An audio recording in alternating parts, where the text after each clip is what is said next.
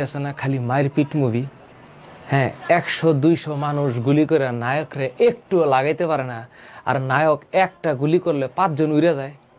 তারপরে এই যে 200-300 মানুষে মারামারি করে নায়কের কিছুই হয় না, চশমা লাগাইছে, চশমা, হ্যাঁ, মায়ের পিট করতে করতে আমি ক্রোমোজোম আইকে ফেলাবো, কিন্তু চশমা খুলবে না।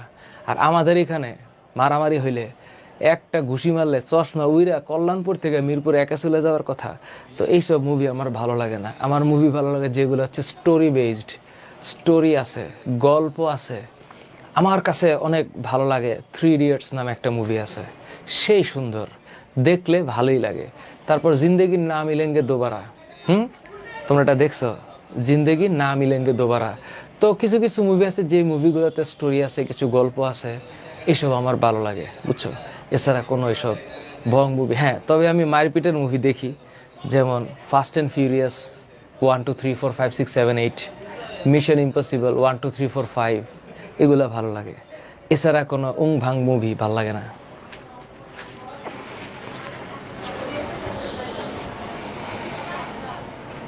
ওকে,